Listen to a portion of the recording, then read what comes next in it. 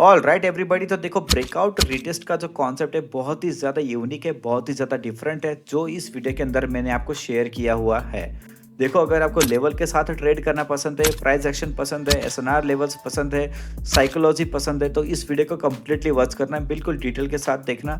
एक एक single point आपके लिए इंपॉर्टेंट हो सकता है। तो देखो, सेम इसी स्ट्रैटेजी, सेम इसी लॉजिक के साथ मैंने यहाँ पर दो ट्रेड डाउन की डायरेक्शन में प्लेस किया और दोनों के दोनों ट्रेड गाइस हमारी 110% विन हो जाएगी। तो वीडियो शुरू करने से पहले मैं आपको बता दूं कि ये रहा मेरा टेलीग्राम चैनल, जहां पर आप फ्री में ज्वाइन कर सकते हो और फायदा उठा सकते हो हमारी लाइव सेशंस का। हम हर दिन 25 से भी ज्यादा शॉर्ट सिग्नल्स प्रोवाइड करते हैं लाइव मार्केट में। इसकी एक्यूरेसी का 90% से भी ज्यादा रहती है। तो 25 से भी ज्यादा सिग्नल्स पे ट्रेड करके मेरे मेंबर्स हमेशा मेरे साथ प्रॉफिट करते हैं। हाई एक्यूरेसी की सिग्नल्स रहती है, तो फ्री में ज्वाइन कर लेना।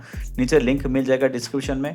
तो गाइस, वीडियो में आगे बढ़ते हैं। सबसे पहले गैस आपको ये समझना है कि मार्केट कैसा है। तो देखो, मार्केट में अगर लंबी लंबी वीक बन रही होगी तो फिर मार्केट बुरा है, और अगर मार्केट में क्लियर बॉडी दिख रही होगी और विक्स बहुत ज़्यादा छोटी छोटी दिख रही होगी या फिर ना के बराबर होगी तो मार्केट अच्छा है। तो आपको बस ये दोनों चीज़ों से फ़र्क कर लेना है मार्केट को।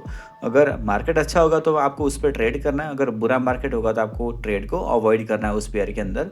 तो दूसरे दूसरे पेयर पे भी आप चेकआउट कर सकती हो, जैसे कि यहाँ पर देखो लंबी लंबी विक्स दिखाई दे रही है, तो ये भी मार्केट खास अच्छा नहीं है। यहाँ पर क्या होगा ना गाइस, अपन अगर रिस्क भी लेंगे तो फिर वो थोड़ा ज़्यादा हो जाएगा। तो सबसे पहले गाइस हमें क्या करना है, मार्केट को फाइंड आउट करना है कि मार्केट अगर अच्छा होगा तभी हमें ट्रेड करना है। फॉर एग्जांपल यहाँ पर देखो क्लियर एक पैटर्न दिखाई दे रहा है, क्लियर मार्केट दिखाई दे रहा है। लंबी लंबी वीक नहीं है, यहाँ पर बॉडी ज़्यादा अच्छी खासी वॉल्यूम की बॉडी भी दिखाई दे रही है। अच्छा खासा कॉन्सेप्ट यहाँ पर लग सकता है।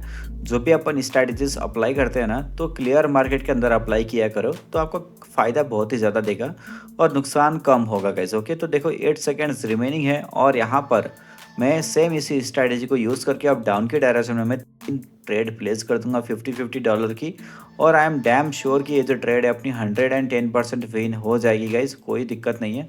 थोड़ा सा वेट करके देख लेते इसके रिजल्ट का। ओके, सो देखो कॉन्सेप्ट ये है कि देखो यहाँ पर क्या हुआ है, ब्रेकआउट और रिटेस्ट को समझने की कोशिश करो। इसने अपनी प्रीवियस इस लो को तोड़ा है, तो यहाँ पर जो हाई लगा था उस हाई के नीचे एक लोअर हाई क्रिएट हुआ है। इसका मतलब है कि मार्केट जो है नीचे जा रहा है इस तरीके से, लोअर लोज और लोअर हाइज बनाते हुए नीचे जा रहा है। ठीक है, तो लोअर और लोअर हाई जब बनता है तो मार्केट नीचे जाता है और हर टाइम वो अपनी लेवल को ब्रेक करता है। उसके बाद वो क्या करता है, रीटेस्ट करता है, फिर वो ब्रेक करके नीचे जाता है। तो ये जो कॉन्सेप्ट रहता है ना, वो ऐसे मार्केट में दिखाई देता है। फॉर एग्जांपल देखो, यहाँ से पहले लो बनाया, एक न्यू हाई बनाया लोअर हाई, फिर एक लोअर लो बनाया और अगेन यहाँ पर जो है लोअर हाई बनाया। फिर उसके बाद क्या करेगा, फिर से मार्केट लो और लो बनाएगा और टारगेट तक पहुँचने की कोशिश करेगा। तो इस कॉन्सेप्ट के आधार पर मैंने डाउन के डायरेक्शन में ट्रेड प्लेस किया, 3 ट्रेड, और एट द लास्ट सेकेंड ये सारे ट्रेड अपनी डेफिनेट हो चुकी है। सो आई होप आपको कॉन्सेप्ट समझ में आया होगा, और इतना क्लियर कॉन्सेप्ट मैं बताने जा रहा हूँ ना गाइज, जिसकी कोई हद नहीं है। सो देखो यहाँ पर थोड़ा सा मैं आपको इसी पेयर के अंदर कॉन्सेप्ट क्लियर कर देता हूँ।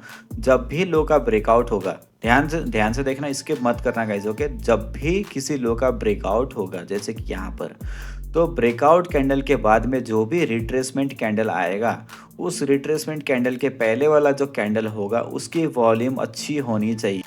ओके, फॉर एग्जांपल यहाँ पर देखो, इस कैंडल ने किया ब्रेकआउट लेकिन इस कैंडल ने किया रिटेस्ट। ठीक है, तो जो भी रिटेस्ट कैंडल होगा उसके पहले वाला जो भी कैंडल होगा ना, ब्रेकआउट के बाद और रिटेस्ट के पहले वाला कैंडल, उस कैंडल की वॉल्यूम होनी चाहिए तगड़ी। ठीक है, इस कैंडल की वॉल्यूम होनी चाहिए तगड़ी, मतलब सेलर्स का प्रेशर इस कैंडल पे होना चाहिए अगर मार्केट नीचे की ओर जा रहा है, और बायर्स का प्रेशर कैंडल पे होना चाहिए अगर मार्केट ऊपर की ओर जा रहा है। तो ओके, तो यहाँ पर देख सकते हो क्लियरली कि मार्केट तो नीचे की ओर आ रहा है। ठीक है, तो यहाँ पर देखो, जब इस कैंडल की विक यहाँ ऊपर तक गई है, फिर भी गाइस इतना ऊपर जाने के बाद भी मार्केट ने यहाँ नीचे आके क्लोजिंग दिया, मतलब बॉडी से भी बड़ी तो इसकी विक है। ठीक है, इसका मतलब यह है कि कहीं ना कहीं इसमें अच्छा खासा सेलिंग का प्रेशर है, अच्छा खासा वॉल्यूम है, जो कि हमें क्लियरली बताता है कि अगर इसके बाद कोई रिटेस्ट कैंडल आएगा तो उसके बाद यहाँ से डेफिनेटली फिर से सेलर्स कंटिन्यू करेंगे नीचे की ओर। ओके, तो बस इस कॉन्सेप्ट है, इसके साथ हमें ट्रेड करना है। तो और भी कुछ एक दो चीज़ें मैं क्लियर करता हुआ चलूँगा आपको, बहुत ही ज़्यादा ध्यान से देखना, एक भी स्टेप को मिस मत करना गाइस, बहुत ही ज़्यादा इंपॉर्टेंट वीडियो है ये। सो देखो, अगला जो कॉन्सेप्ट है वो है टारगेट। जैसे कि मार्केट अगर अपनी प्रीवियस लेवल को नीचे की ओर तोड़ देती है, उसके बाद उसका टारगेट होता है अगले लेवल तक पहुंचना, जैसे कि यहाँ पर।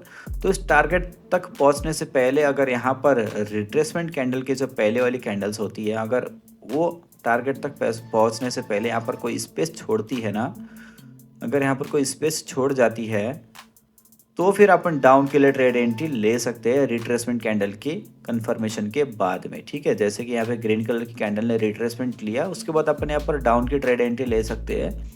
अगर नीचे में ये जो रेड कलर की कैंडल आप देख रहे हो, इसको जाने के लिए अगर नीचे में कोई टारगेट होगा तो ठीक है। जैसे कि यहाँ पर टारगेट था और इसके बीच में यहाँ पर जो स्पेस बचा था, इस स्पेस को फिल करने के लिए यहाँ पर सेलर्स आ सकते हैं, अटेम्प्ट कर सकते हैं। आएंगे या नहीं आएंगे ये बाद की बात है गाइस, लेकिन अटेम्प्ट ज़रूर करेंगे, ओके। जैसे कि यहाँ पर अटेम्प्ट किया गया, मगर यहाँ पर क्योंकि सेलर्स जो आए हैं वो ज़्यादा स्ट्रॉन्ग नहीं आए, उन्होंने अटेम्प्ट तो किया कि नीचे जो है जाए अगले टारगेट तक, मगर वो कमज़ोर थे, इसीलिए फिर से यहाँ पर बायर्स ऊपर उठने की कोशिश कर रहे हैं, ओके। सो बस यही कॉन्सेप्ट के आधार पे अपने को ट्रेड करना है गाइज।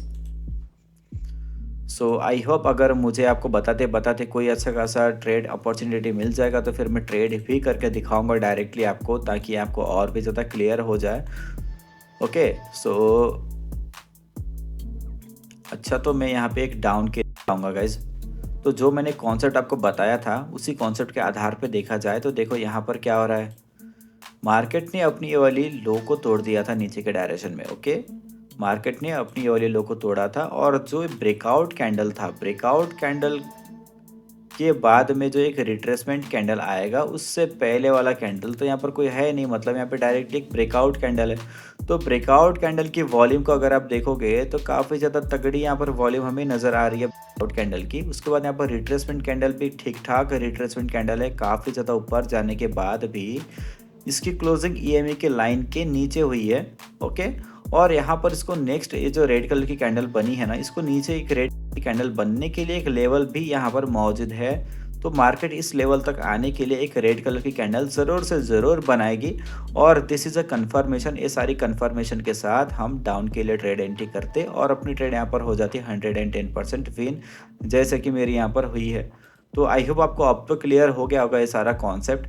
तो इस वीडियो को लाइक करे बगैर बिल्कुल मत जाना, कमेंट करे बगैर बिल्कुल मत जाना। आपके लाइक और कमेंट की वजह से ही मैं मोटिवेट होता हूँ। और चैनल को ज़रूर से ज़रूर सब्सक्राइब करना अगर आप नए हो तो, ओके। तो इंडिकेटर जो मूविंग एवरेज रहेगा ना गाइस, इसका जो सेटिंग है उसको बहुत ही ज़्यादा ध्यान से देख लेना। 5 पीरियड मूविंग एवरेज है और मूविंग एवरेज की जगह आपको यहाँ पर एसएमए डिफ़ॉल्ट होगा, तो एसएमए की जगह आपको ईएमए कर देना है। थिकनेस और कलर आप अपने हिसाब से ले सकते हो। सो गाइस अभी मिलते हैं नेक्स्ट वीडियो में, तब तक के लिए goodbye and take care.